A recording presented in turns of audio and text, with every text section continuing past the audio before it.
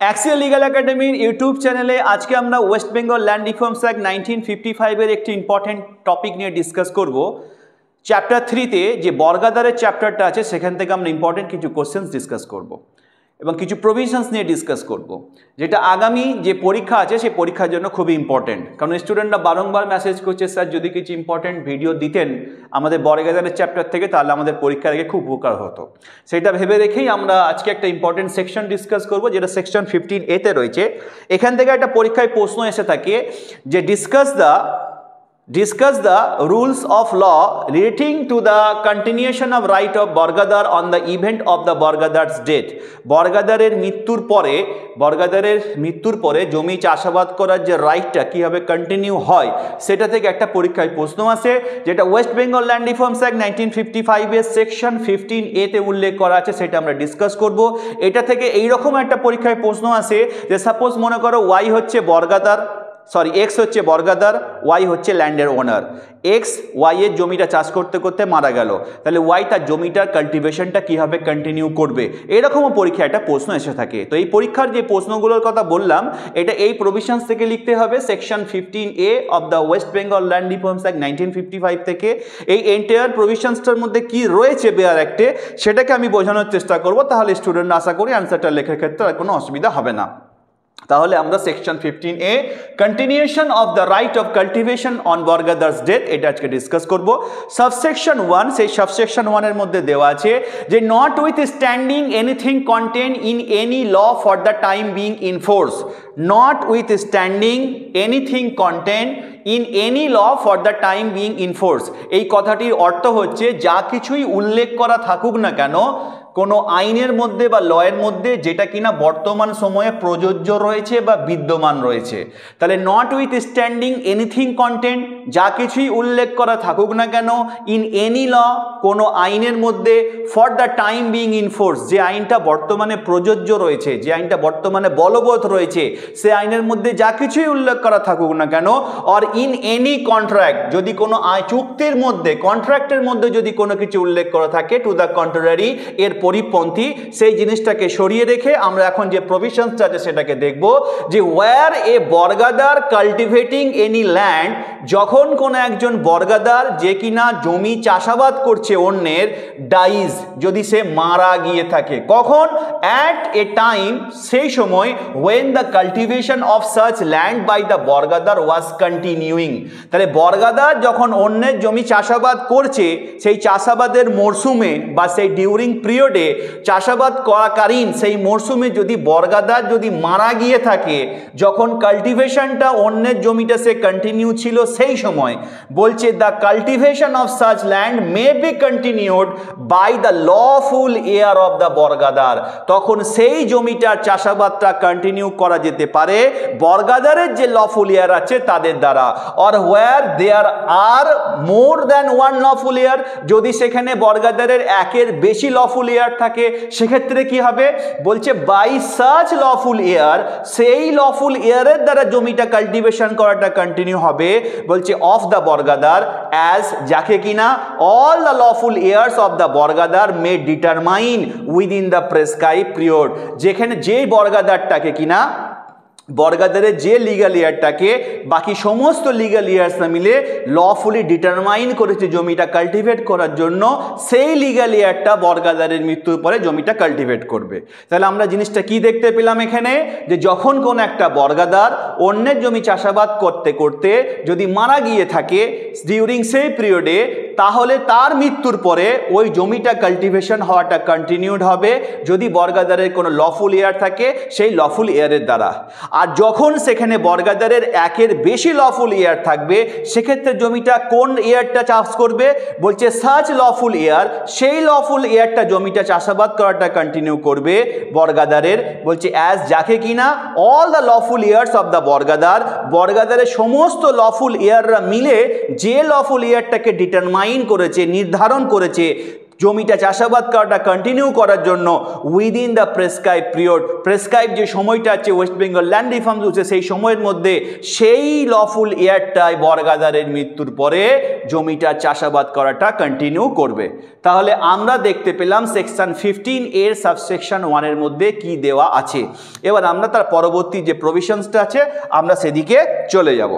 একটা প্রভিশন দেওয়া রয়েছে, সেই প্রভিশনের মধ্যে কি দেওয়া আছে, provided that where the lawful heirs of the bargadar omit or fail to make a determination, আমরা তখন কি দেখলাম যে as required by this subsection, তাহলে সেকশন 15 এর সাবসেকশন 1 এ আমরা দেখলাম কি যে যখন বর্গাদারের একের অধিক লফুল এয়ার থাকবে তখন এই সবগুলো লফুল এয়ার নিজেদের মধ্যে ডিটারমাইন করতে হবে যে তাদের মধ্যে থেকে কোন লফুল এয়ারটা জমিটা চাষাবাদ করবে বর্গাদারের মৃত্যুর পরে।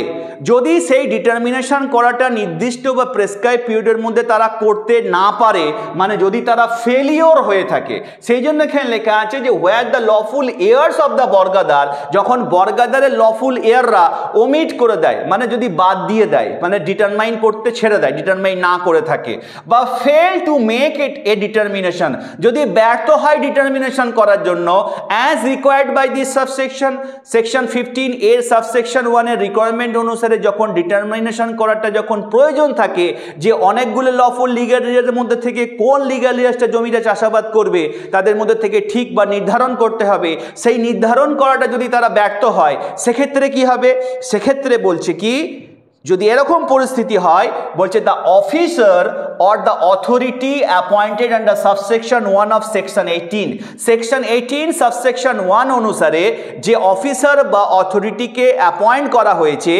এই পরিপ্রেক্ষিতে সেই অফিসার বা অথরিটি নমিনেট করতে পারে one of the lawful heirs of the bargadar, বর্গাদারের লফুল ইয়ার্সদের মধ্যে থেকে একজনকে নমিনেট করতে পারে। কাকে নমিনেট করবে, বলছে হু ইজ ইন পজিশন, যে কিনা সেই অবস্থানে রয়েছে two cultivate the land personally, যে কিনা জমিটাকে পার্সোনালি কাল্টিভেট করতে পারবে তাকে কি করবে, নমিনেট করবে to continue the cultivation thereof, ওই জমিটা কাল্টিভেশনটা কন্টিনিউ করার জন্য। তাহলে এখানে অপশান রয়েছে কাদের কাছে, সবার প্রথমে যারা লফুল ইয়ার্স রয়েছে তাদেরকে সুযোগ দেওয়া হচ্ছে যে তোমাদের মধ্যে থেকে ডিটারমাইন করো যে কে বিইং এ লফুল এয়ার বর্গাদারের মৃত্যুর পরে ওই জমিটাকে কাল্টিভেট করবে। যদি সেই প্রেসক্রাইব পিরিয়ডের মধ্যে তারা যদি সেই ডিটারমিনেশন করতে যদি ব্যর্থ হয় তখন সেকশন 18 এর সাবসেকশন 1 অনুসারে যে অথরিটি বা যে অফিসারকে অ্যাপয়েন্ট করেছে স্টেট গভর্নমেন্ট, সেই অফিসার বা অথরিটি সেই লফুল এয়ার্সদের মধ্যে থেকে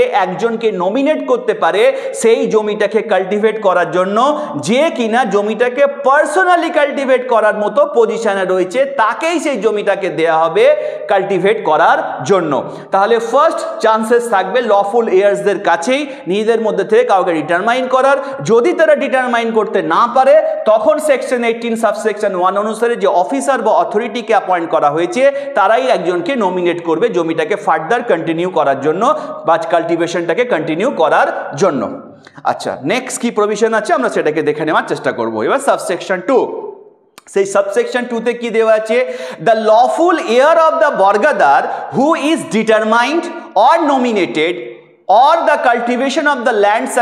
shall cultivate the land subject to such terms and condition as may be prescribed। তাহলে লফুল এয়ার যে আছে বর্গাদারের, যাকে কিনা ডিটারমাইন্ড করেছে লফুল এয়ার্স নিজেদের মধ্যে থেকে, অথবা যাকে নমিনেট করা হয়েছে, যাকে কিনা সেকশন 18 এর সাবসেকশন 1 অনুসারে কোনো অফিসার যাকে নমিনেট করেছে সে কি করবে, ওই জমিটা কাল্টিভেট করাটা কন্টিনিউ করবে সেই such terms and conditions as may B prescribe, যে টার্মস অ্যান্ড কন্ডিশনসগুলো উল্লেখ করে দিয়ে আছে সেই শর্ত সাপেক্ষে তারা কি করবে, সেই জমিটাকে কাল্টিভেট করাটা কন্টিনিউ করবে। বর্গাদারের মৃত্যুর পরে বর্গাদারের লিগ্যাল ইয়ার্স নিজেদের মধ্যে থেকে যে লিগ্যাল ইয়ার্সকে ডিটারমাইন করবে,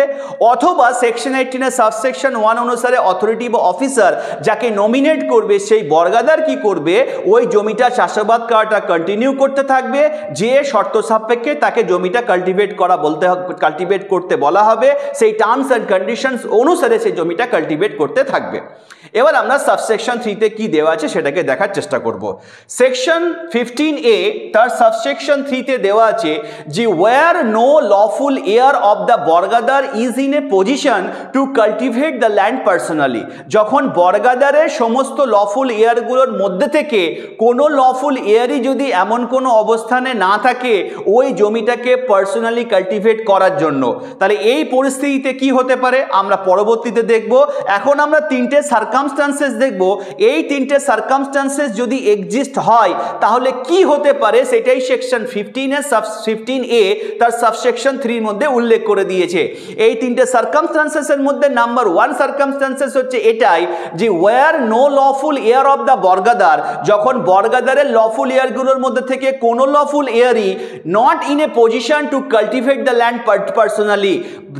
ওই জমিটাকে পার্সোনালি কাল্টিভেট করার মতো যদি অবস্থায় যদি না থেকে থাকে, যদি এই রকম সার্কামস্টান্সেস হয়, অথবা the lawful heir of the bargadar fail to determine, বর্গাদারের যা লফুল হেয়ার ছিল তারা যদি ব্যর্থ হয়ে থাকে ডিটারমাইন করতে উইদিন দ্য প্রেসক্রাইব পিরিয়ড, নির্দিষ্ট সময়ের মধ্যে, the heir by whom the cultivation of the land will be continued, তাদের মধ্যে থেকে কোন লিগ্যাল ইয়ারের মাধ্যমে সেই জমিটা কাল্টিভেশন হওয়াটা কন্টিনিউড হবে, and the officer or the authority appointed under subsection 1 of section 80 also omits or fails to nominate, যদি এমনও হয়ে থাকে যে বর্গাদারের লিগ্যাল ইয়ার নিজেদের মধ্যে থেকে ডিটারমাইন করতে ব্যর্থ হয়েছে এবং সেকশন 18 এর সাবসেকশন 1 অনুসারে যে অফিসার বা অথরিটি ছিল তারাও কাউকে নমিনেট করতে ব্যর্থ হয়েছে বা ভুলে গিয়েছে উইদিন দ্য প্রেসক্রাইব পিরিয়ড, নির্দিষ্ট সময়ের মধ্যে, সেক্ষেত্রে বলছে any lawful heir of the deceased bargadar, lawful heir যারা আছে সেই লফুল হেয়ারসদের মধ্যে থেকে যে কোনো লফুল হেয়ার ওই ডিসিজ বর্গাদারের for continuation of the cultivation of the land, তাহলে বর্গাদারের যে ডিসিজ বর্গাদারের লফুল হেয়ারসদের মধ্যে থেকে কাউকে একজনকে যদি নমিনেট করতে যদি ব্যর্থ হয়ে থাকে সেক্ষেত্রে তাহলে কি হবে, এই একটা সিচুয়েশন দেখলাম। তাহলে প্রথমে একটা সিচুয়েশন দেখলাম যেখানে কিনা কেউই পার্সোনাল কাল্টিভেশন করার মধ্যে পজিশন নেই, দ্বিতীয় সিচুয়েশনে দেখলাম না লফুল হেয়ারসদের নিজেদের মধ্যে থেকে কাউকে নমিনেট করে কাউকে ডিটারমাইন করেছে, না অফিসার বা অথরিটি কাউকে লফুল হেয়ারসদের মধ্যে থেকে কাউকে নমিনেট করেছে ওই কাল্টিভেশনটাকে কন্টিনিউ করার জন্য, এই দুটো সার্কামস্ট্যান্সেস। আর 3 নম্বর সার্কামস্ট্যান্সেস কি, the person determined or nominated under subsection 1, যাকে ডিটারমাইন করা হয়েছিল অথবা যাকে নমিনেট করা হয়েছিল সেই ব্যক্তিটা omits or fails to take any step, তাকে নমিনেট করার পরেও জমি চাষাবাদ করার ক্ষেত্রে পরবর্তী যে পদক্ষেপগুলো থেকে থাকে যদি সেই পদক্ষেপগুলো সে নিতে ব্যর্থ হয়ে থাকে নির্দিষ্ট সময়ের মধ্যে within the prescribe period for the continuation of the cultivation of the land, ওই জমিটা কাল্টিভেটটা কন্টিনিউ করার জন্য যে পদক্ষেপটা নেওয়া দরকার ছিল আফটার নমিনেশন বা আফটার নমিনেটেড বা ডিটারমাইন, যদি সেই লফুল ইয়ারটা সেইটা করতে ব্যর্থ হয়ে থাকে সেক্ষেত্রে কি হবে, cultivation of the land may be continued. সেক্ষেত্রে এই যে তিনটে সার্কামস্ট্যান্সেসের কথা আমরা দেখলাম যে সেকশন 15A সাবসেকশন 3 তার ক্লজ এ, ক্লজ বি এবং ক্লজ সি তে এই তিনটে সার্কামস্ট্যান্সেস যদি এক্সিস্ট হয়ে থাকে তাহলে সেক্ষেত্রে জমিটা চাষাবাদ হওয়াটা কন্টিনিউ কার দ্বারা হবে সেটাই কিন্তু সেকশন 15A সাবসেকশন 3 এর মধ্যে উল্লেখ করে দেওয়া আছে। কি দেওয়া আছে সেখানে বলছে cultivation of the land may be continued, তখন সেই জমিটা কাল্টিভেশন হওয়াটা কন্টিনিউড হতে পারে বাই সার্চ পারসন, সেই ব্যক্তির দ্বারা, whether and heir of the deceased bargadar, সেটা হতে পারে বর্গাদারের ডিসিজ বর্গাদারের কোনো ইয়ারের দ্বারা অর নট, সে বাইরের কেউ হতে পারে, অ্যাজ মে বি নমিনেটেড, যাকে নমিনেট করা হবে বাই দ্য পারসন, সেই ব্যক্তির দ্বারা whose land was cultivated by the deceased bargadar, যার জমিটা ডিসিজ বর্গাদারকে দিয়ে কাল্টিভেট করানো হতো সেই জমির মালিক কি করবে, ডিসিজ বর্গাদারের লিগ্যাল ইয়ার্সদের মধ্যে থেকে কাউকে নমিনেট করে নেবে অথবা অন্য কাউকে নমিনেট করবে তার জমিটাকে ফার্দার কন্টিনিউ করার জন্য কাল্টিভেশনটাকে। তাহলে সাবসেকশন 3 তে যে সার্কামস্ট্যান্সেসগুলোর কথা উল্লেখ করা আছে যদি সেই সার্কামস্ট্যান্সেসগুলো যদি থাকে সেক্ষেত্রে কি হবে, প্রথম সার্কামস্ট্যান্সেস কি ছিল যে ডিসিজ বর্গাদারের লিগ্যাল ইয়ার্স যারা ছিল তাদের মধ্যে থেকে কেউই পার্সোনাল কাল্টিভেশন করার মতো অবস্থানে নেই, that is the first circumstances. দ্বিতীয় সার্কামস্ট্যান্সেস কি, বর্গাদার মারা যাওয়ার পরে বর্গাদারের লিগ্যাল ইয়ার্সদের মধ্যে থেকে তারা নিজেদের মধ্যে থেকে একজনকে ডিটারমাইন করতে পারছে না যে কে বর্গাদারের মৃত্যুর পরে জমিটা কাল্টিভেশনটা কন্টিনিউ করবে, অথবা সেকশন 18 এর সাবসেকশন 1 অনুসারে যে অফিসার বা যে অথরিটির কথা বলা হচ্ছে সেও নমিনেট করতে ভুলে গিয়েছে যে বর্গাদারের মৃত্যুর পরে লিগাল ইয়ার্সদের মধ্যে থেকে কে জমিটাকে ফার্দার কন্টিনিউ করবে, যদি এমনটা হয়ে থাকে। অথবা 3 নম্বর সার্কামস্ট্যান্সেস বলছে লিগাল ইয়ার্সদের মধ্যে থেকে কাউকে ডিটারমাইন করা হয়েছিল, অথবা অফিসার বা অথরিটি কাউকে নমিনেট করেছিল, কিন্তু যাকে ডিটারমাইন্ড বা নমিনেট করা হয়েছিল নমিনেশনের পরেও কিন্তু সে কোনো স্টেপ নিতে পারেনি ফার্দার ওই কাল্টিভেশনটাকে কন্টিনিউ করার জন্য।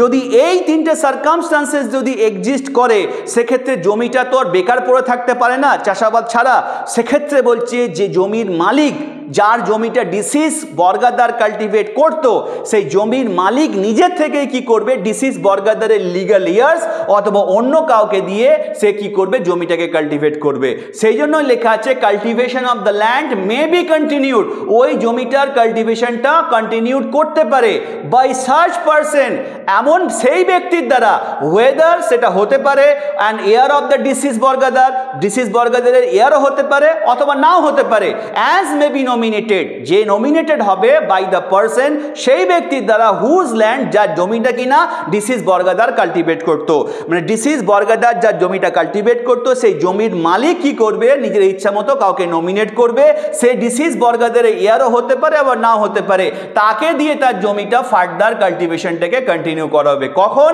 যদি সেকশন 15 এর সাবসেকশন 3 যে সার্কামস্ট্যান্সেসগুলো এক্সিস্ট করে তখন। এবার আমরা নেক্সট যে প্রভিশনসটা আছে সেটার দিকে চলে যাব। তাহলে আমরা দেখতে পেলাম যে সেকশন 15A তে যা ছিল,